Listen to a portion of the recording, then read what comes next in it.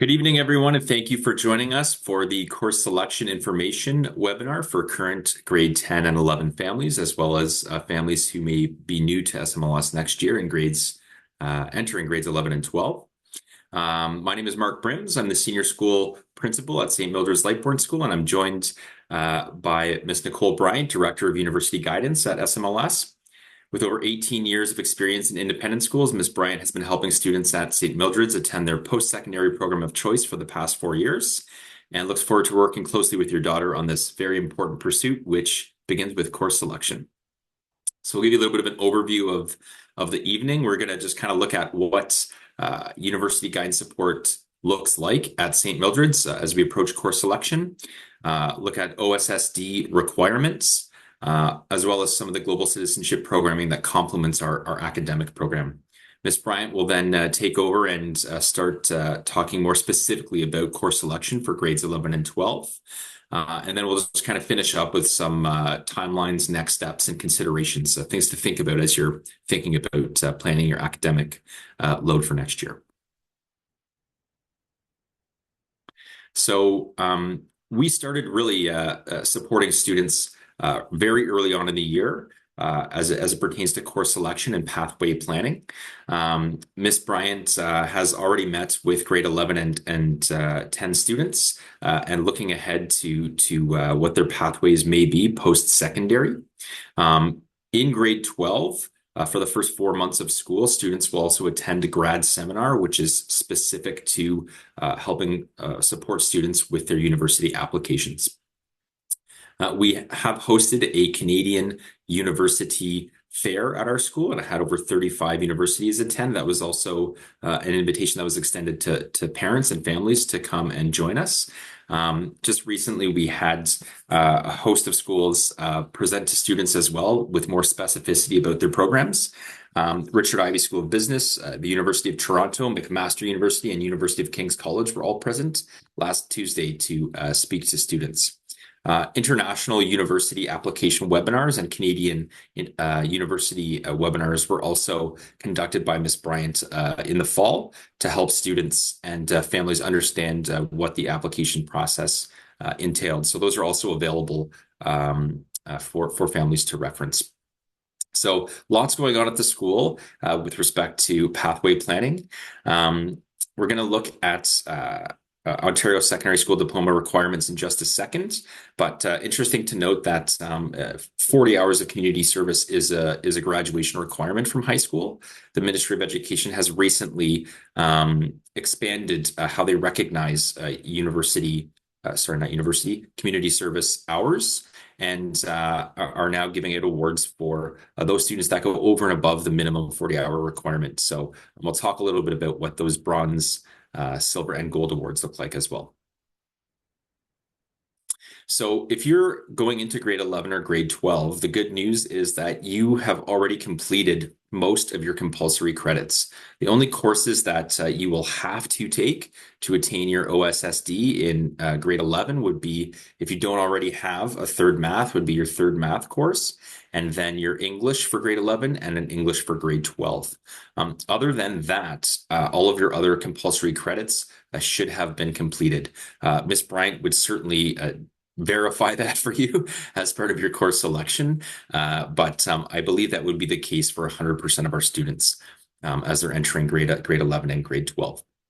So this is really a great opportunity for you to begin to hone in on electives, trying to think about what your interests and passions are. If you're not quite certain yet, that is okay. Ms. Bryant will be able to give you advice on how to keep a good depth and breadth of elective course offerings without closing any doors, to make sure that you're set for your grade 11 and indeed your grade 12 year. In addition to obviously the 30 credits that you require to graduate, there's also the 40 hours of community service, as I just mentioned, and we'll talk a little bit about that on the next slide. Students are already likely to have completed their Duke of Ed Bronze if they've been with us since grade 9. There's opportunities to think about doing a Duke of Ed Silver or Gold if there's something, if that's something that interests you. And those types of things really do help with university applications, show a little bit more of a well-rounded student. Um, 3 years ago, the Ministry of Education issued a policy program memorandum PPM 167, indicating that for students to graduate with an Ontario secondary school diploma, they had to have attained 2 credits in an online learning environment. So T2 e-learning or T2 online learning credits. That's something that we certainly do help support students with attaining through the school and through our partners at the ELCC, which Ms. Bryant will talk about momentarily. However, if that is not conducive to a student's learning profile or they don't wish to attain any credits in an online learning environment, Ms. Bryant works with those students, and we can students have the right to opt out of that graduation requirement. So something to think about as you're thinking about your last kind of year or 2 years in planning your courses in grade 11 and 12. The community service awards that I had talked about that are new this year from the Ministry of Education are given by Minister's Certificate of Recognition. So you can see the number of hours that are associated with each gold being 200 plus hours. We do have some students who really thrive and enjoy working in their communities and attaining community service hours. Increasingly, particularly for specialized programs, we're starting to hear that your grades or your marks should be the least impressive thing about you. It's what else have you done during your high school career? What else have you learned? How have you learned? In what contexts? And what attributes would you bring to our specialized program from various university representatives. So something to think about if it's something that a student can balance with their timetable and they'd like to pursue one of these. It's something that we can help to support them with. And the last thing I'll just touch on for grade 11 and 12 students or students entering those grades is our Global Citizenship Pathway. Probably our most well-known is the professional internship program in grade 11. So students during the month of, towards the end of the month of May, go and work in a professional internship that they're paired up with in an area of interest to them. And it's a wonderful opportunity for students to develop soft skills, people skills, learn how to work with others, in some instances, learn how to work through a little bit of struggle, and crises might be a strong word, but a little bit of discomfort in the workplace. Some students find that as a function of their experience in the professional internship program, they really know what they want to do now. And others have the complete opposite experience, and both are just as equally valuable. Great for the students to learn a little bit about themselves and learn further what they're passionate about, or something that they may not like that they thought they did have more of an affinity for. So our grade 12 students participate in a capstone grad experience. So that is really a combination of a sort of higher ed preparation experience where we try to make sure that the students have a solid foundation to go off into university and understand what that environment is like, how to operate in a university ecosystem. And there's also a little bit of a fun and celebratory component where the students go on a grad trip. This year, they're headed off to Montreal for 3 or 4 days once all of their exams are finished and their grad higher ed support sessions have been completed. So something for them to look forward to at the end of the year. So with that said, I think I'll turn things over to Ms. Bryant now to get into the specifics of course selection. I will be monitoring the Q&A while Ms. Bryant presents. So if you have any specific questions, feel free to ask in the chat. I will either type a response, or if it's something that's more widely applicable, we can answer verbally at the end. Pass things over to you, Ms. Bryant. Okay, thank you, Mr. Brims. So as Mr. Brims had mentioned, I've already I presented to our grade 10 students on Friday and our grade 11s this morning. So we're kickstarting the course selection process with the presentations. He also mentioned the universities that we welcomed last week. We had all of our grade 8 through grade 12 students in attendance. And that was really meant to give students insight into a few different areas of study, what it's really like to be studying in business or engineering or studying sciences or the humanities. And really, what are the skills you're building in addition to the academics? And that is coupled with the one-on-one meetings that I'll be having with students over the next few weeks. And the core of my counseling practice, and really what I try to focus on for students in our higher education programming, is really getting them to start tapping into and identifying their personal voice. This age and stage, it's easy in many ways to offload important decisions to people, the adults in their lives, who are often more than happy to provide insights or give suggestions and advice. And that really takes away from building their confidence when they come to actually select programs and applying to university, or having to write essays about themselves. The University of British Columbia, no matter if you're applying to engineering or science or humanities or architecture, you have to answer a question: how would your friends and family describe you? And a question: what is important to you? So I always say to them that first question shouldn't start, my friends and family would describe me, and neither should they actually ask friends and family, but really tap into themselves and adjectives they would use to describe themselves as much as other people. And so it's really, really important for them to not be thinking of the end goal, albeit that's an important consideration, but really reflecting on what their grade 10 and 11 year has been like, what their years previously have been like, the things they've enjoyed learning about, and really considering those things about what they've liked, what has been challenging, why they've liked something, why those things have been challenging. Because the more they do that, the easier time they'll have when I'm sitting them across from me in grad seminar and asking them questions and diving deeply into the self-reflective practice. They'll have been doing it for a longer period of time and therefore have gotten more comfortable with it.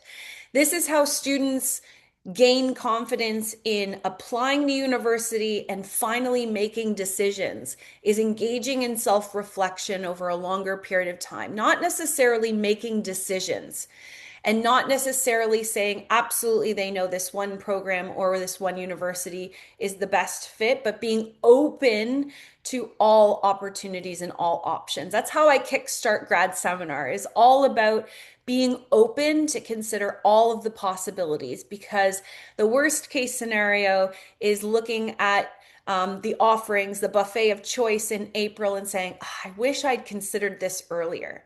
So by doing this now, considering all of the options and considering everything that they're interested in and what they're challenged by, can really just help support their ownership and really build their confidence in their own application.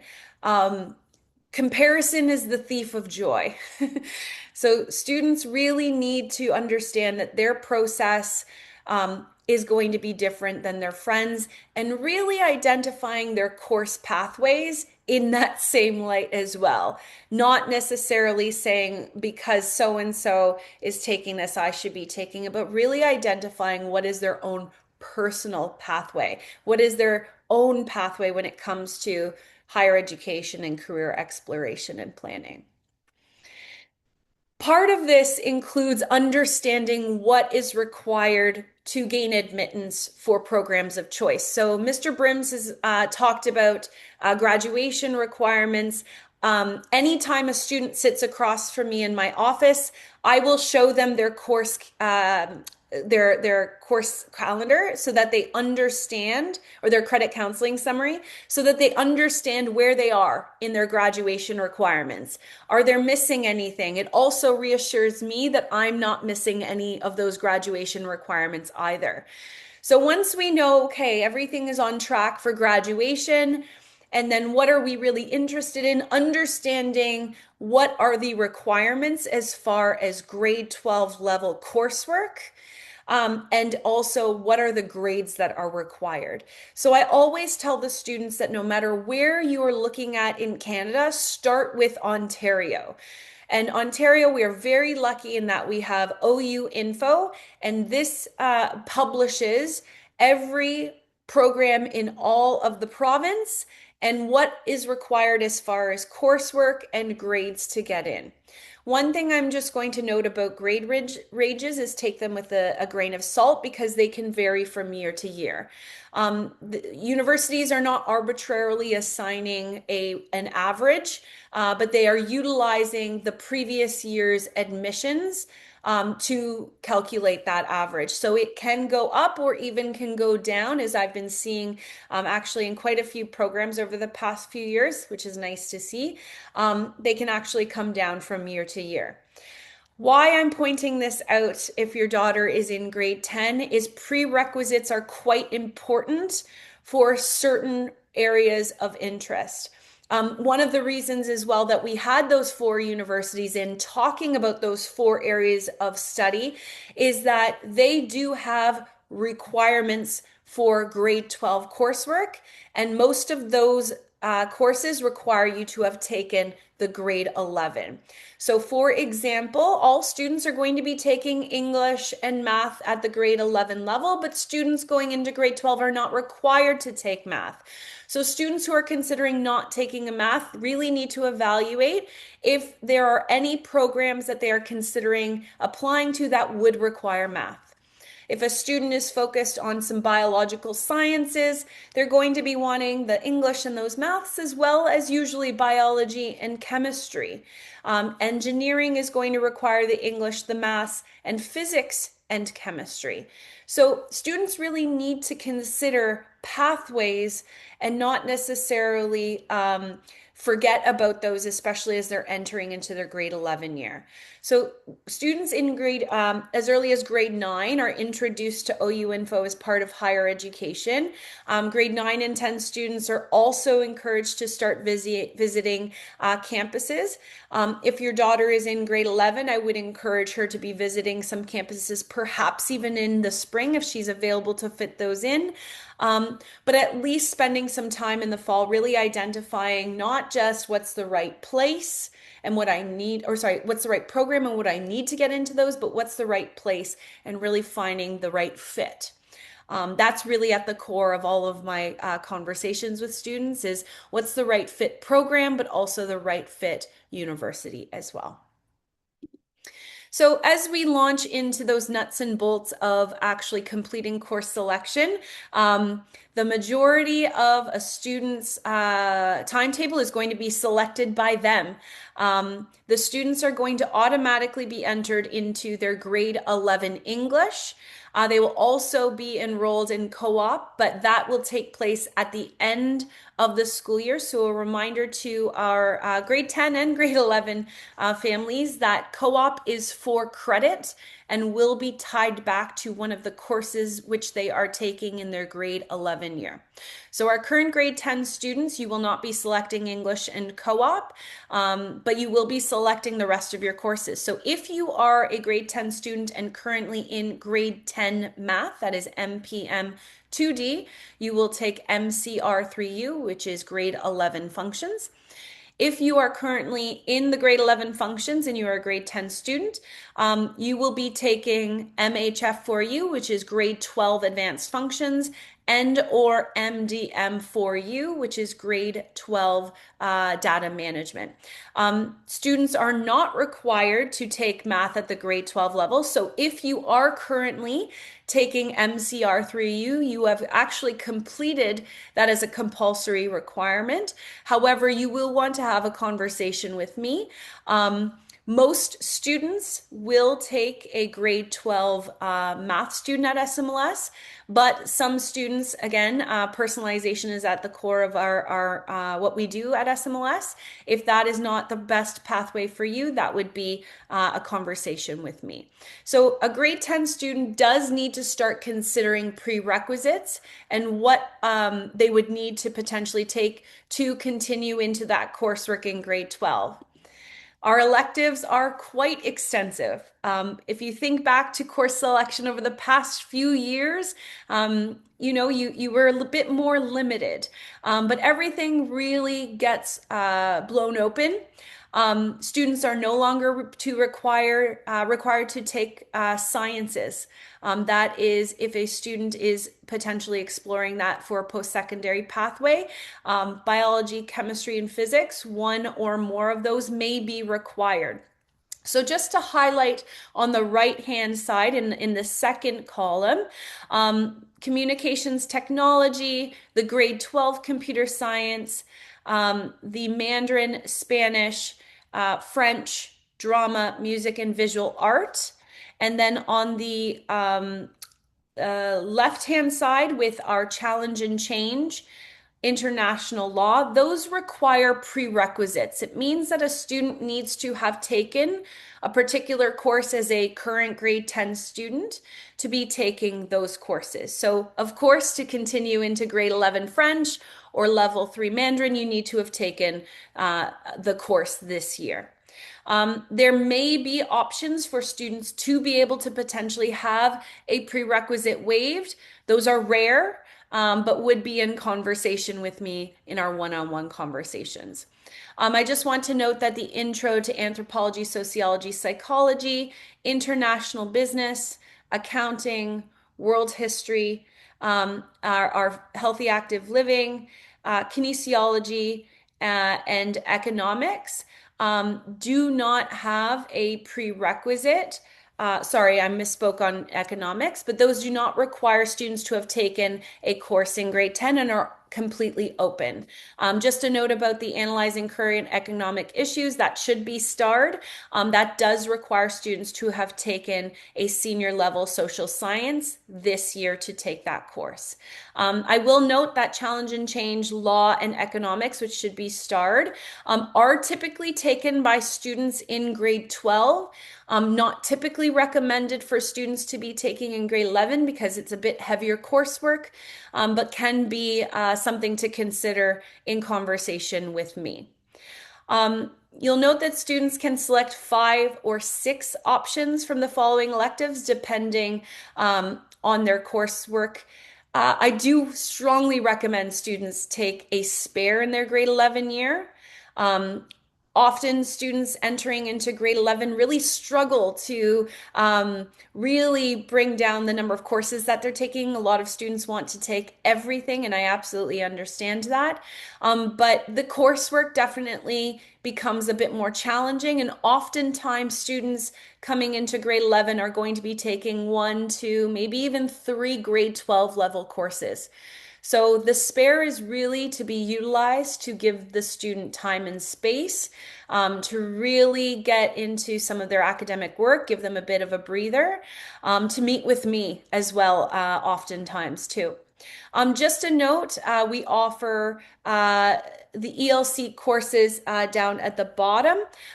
Human growth and development is also offered here at the school, in addition to the ELCC, as well as our environmental science. That is actually not a full year hybrid, but takes place in the second half of the school year.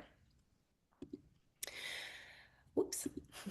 For our current grade 11 going into grade 12 students, there is really just one compulsory credit, and that is English.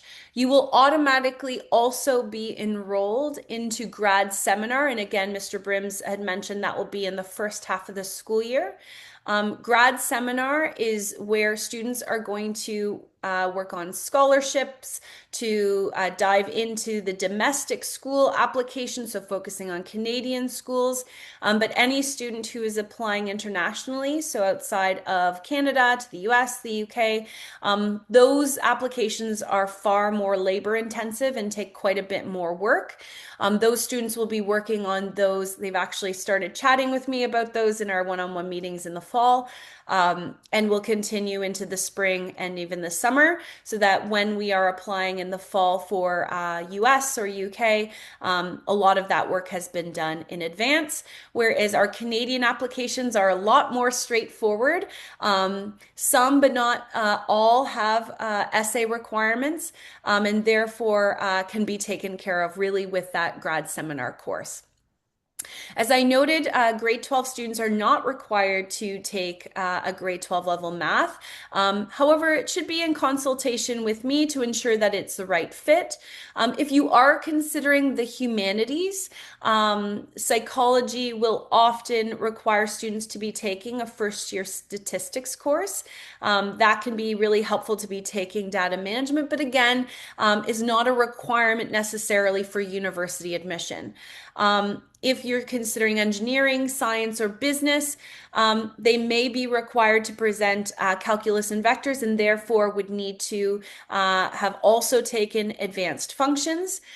If a student in grade 11 is currently in MCR 3U, you have the option of taking advanced functions and calculus together.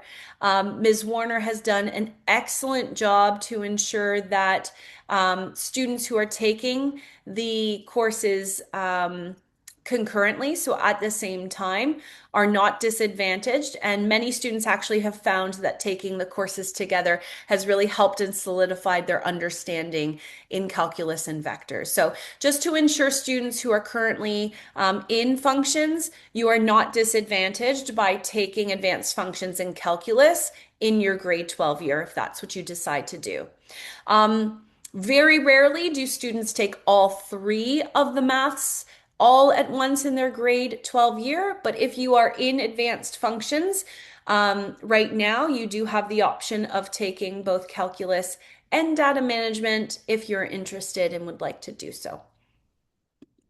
So here we have our electives for grade 12, very similar to the courses that you would have seen for grade 11, but all at the grade 12 level.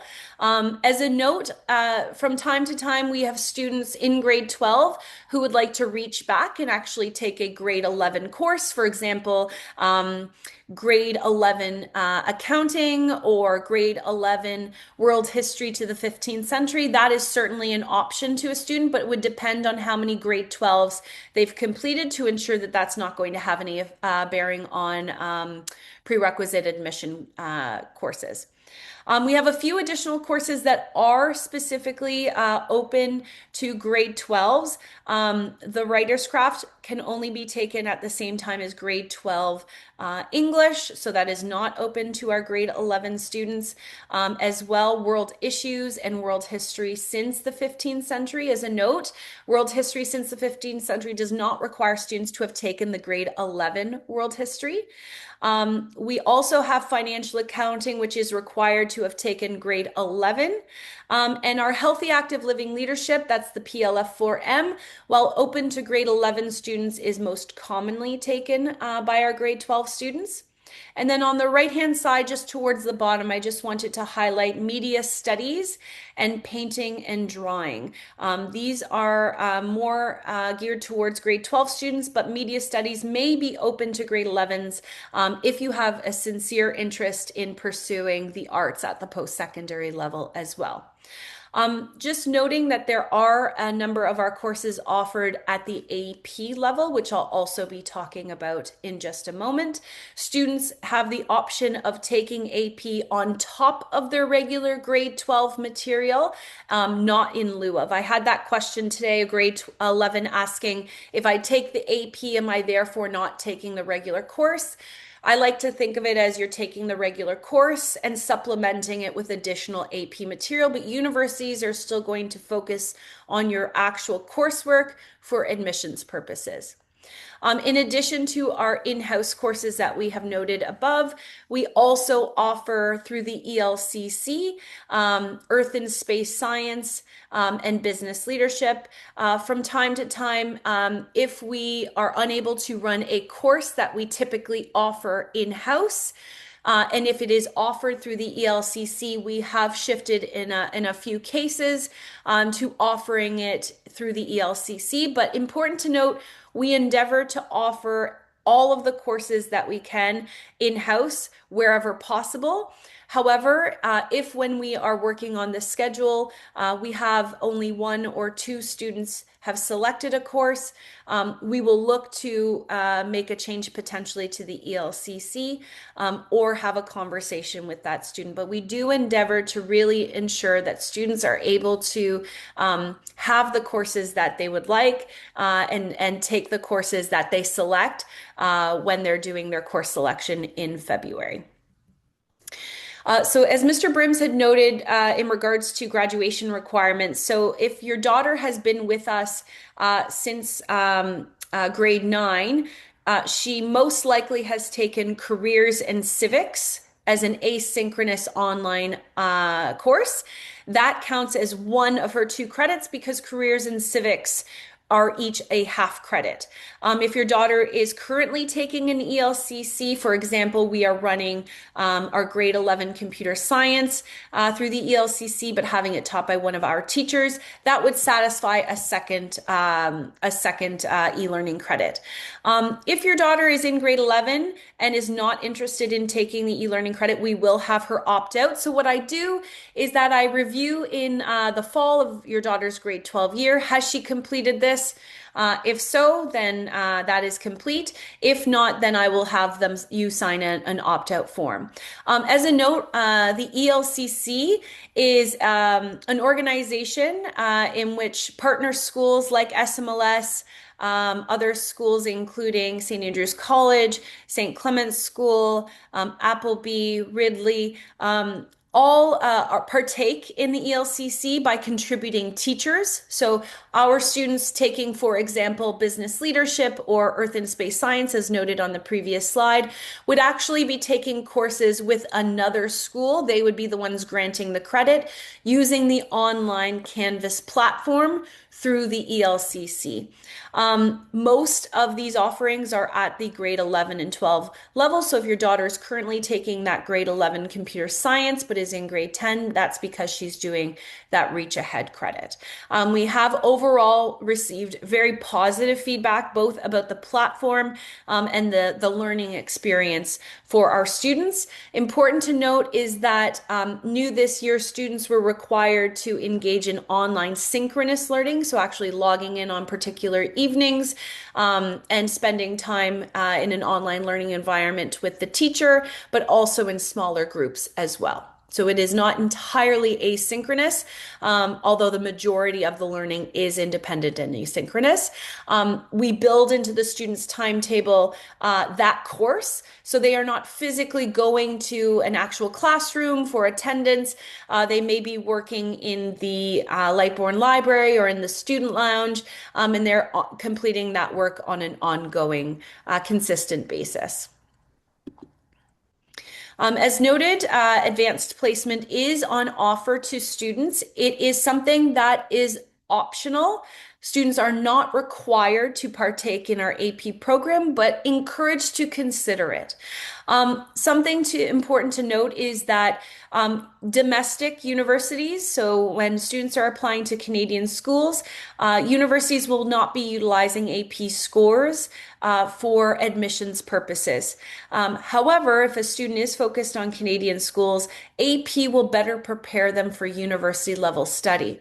So to take us back a bit, AP is run through the College Board. So this is the same organization that runs the SAT. So APs are standardized tests in over 20 subject areas. We offer 9 of those subjects taught by in-house teachers. So students would actually be taking their grade 12 coursework and then also studying on top of that with one of our teachers in an additional morning session and doing some independent work as well to prepare for an AP exam that would be written in May. If a student achieves a 4 or a 5 on that exam, they can then use that for a first year elective or first year credit, should that university or program accept it. Important to note for admissions internationally, very particularly to the UK. APs are absolutely used for admissions, and students can actually receive offers of admission based on their APs. However, universities really like to see those APs written in grades 11 and 12. It doesn't mean that if your daughter has written an AP or is planning on writing an AP in grade 9 or 10, that they won't review it.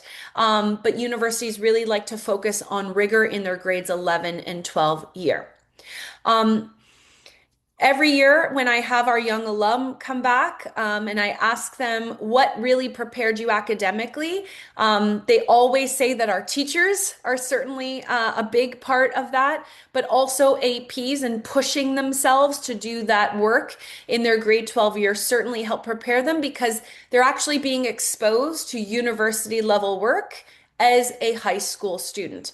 I know that the question often comes, what if I don't do well? This is why I say you need to be smart in thinking about when and what you should be writing, and really should be a good conversation with me to determine, is it strategically advantageous for you for your applications. If you are focused on Canadian schools, I would say absolutely taking an AP or one or two or more can be helpful for you, as long as you feel confident and comfortable with the coursework, because that's what's really going to be the basis for admission.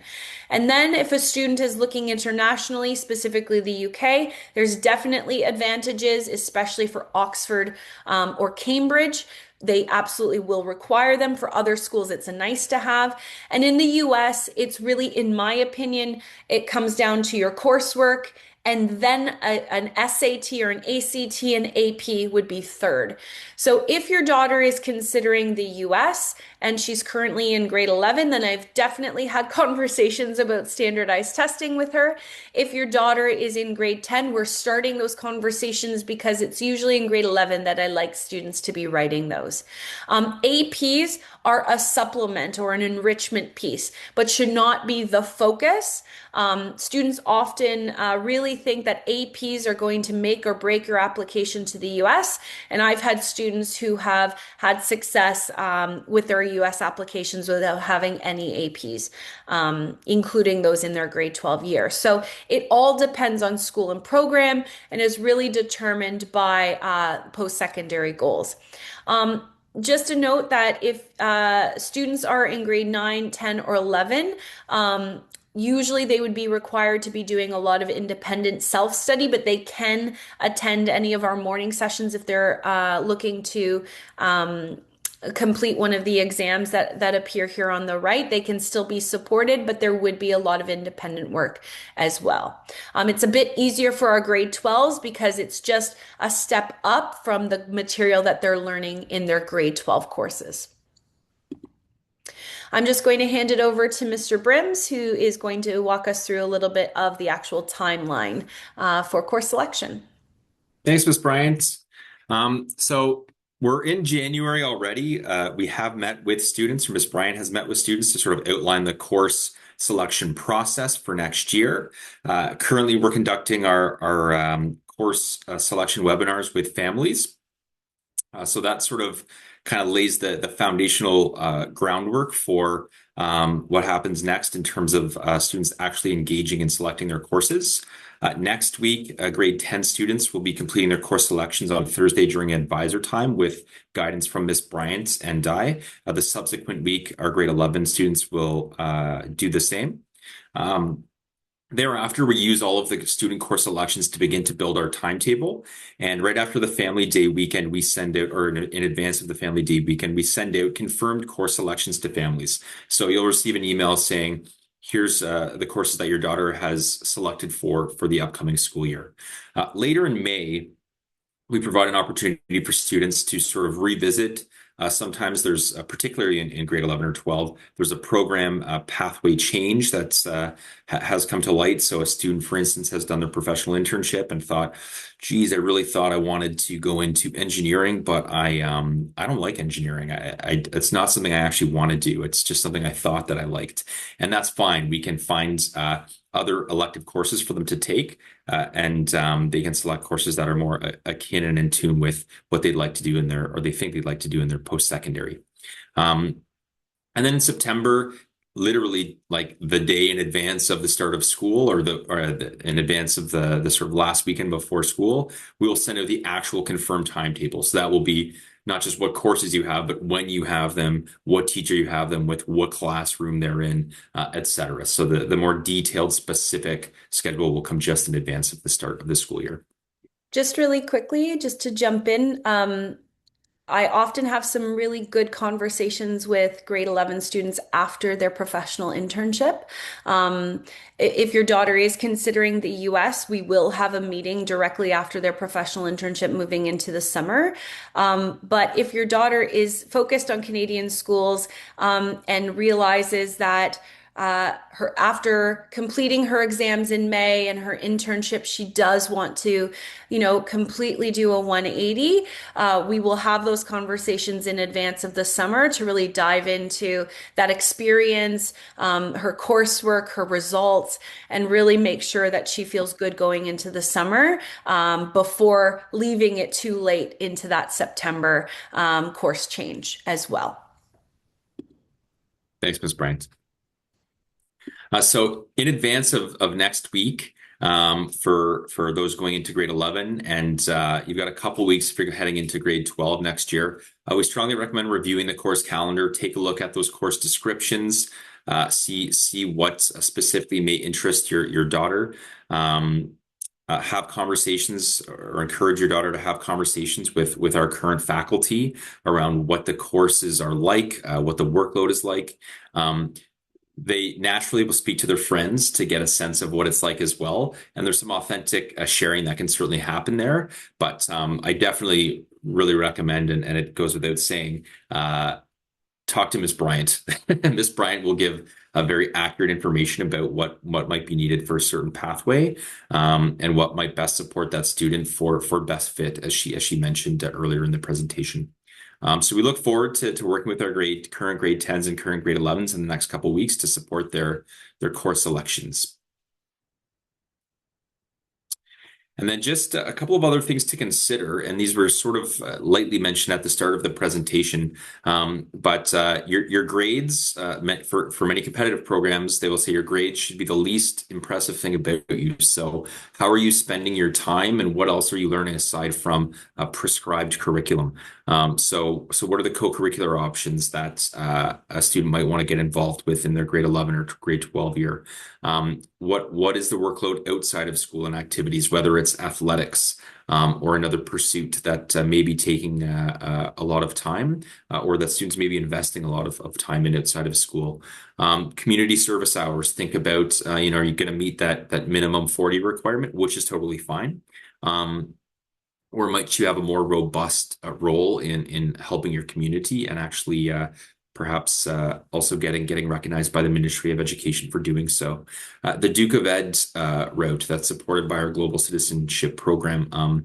There's bronze all students will have already if they've been with us since grade 9, but lots of options there to pursue things that could support a university application for sure. Leadership opportunities, particularly for our grade 11 and 12 students, are abound through co-curricular realms, through our prefect program. So, it's really about striking a balance, which is tricky to do in a grade 11 and grade 12 year, because the academic demands are a little bit more challenging, certainly, than they would be in a grade 9 or grade 10 year. So something that can help prepare students for their final year of high school or grade 11 is working a little bit through the summer Miss Bryant does a wonderful job putting together a summer enrichment guide that's communicated through our Millie memo, and we've started to post information there already as early as January in our Millie memo. So take a look there. The last thing we would just caution families about is external credits. There can be value to taking credits externally, but if you are thinking of taking a credit in the summer or through another service provider, that's not SMLS or the ELCC, please let us know. We like to make sure that there's quality control in place and that it's going to be advantageous to the student's application. There are many service providers that we would certainly not recommend that may be disreputable and could actually disadvantage a student's chance for post-secondary entrance into programs of choice. So please keep us informed if you're thinking of pursuing credits external to SMLS. Ms. Bryant, we have one question left in the chat here. And it's, are there summer courses for year 11 to year 12? Okay, so we can, currently there are, and they can be taken through a variety of service providers. SMLS offers only the civics and careers as well as this summer grade 9 math. But if there's summer options that a student is thinking of, please connect with us and more specifically with Ms. Bryant to discuss what those might be. Especially if a student is considering a grade 12 course that would be used for university level, university admission, I'd want to have a conversation. And particularly if the student's going to be pursuing that at the post-secondary level, you don't want to lapse, sorry, an entire year. Mm-hmm. Yeah. So we have a little bit of time left if there's any other questions. Again, thank you for taking the time to attend this information session tonight. We hope it was helpful and can help guide conversations around course selection moving ahead into the next couple of weeks. But we can stay on the call for a few more minutes if there are any more specific questions that anyone would like answered.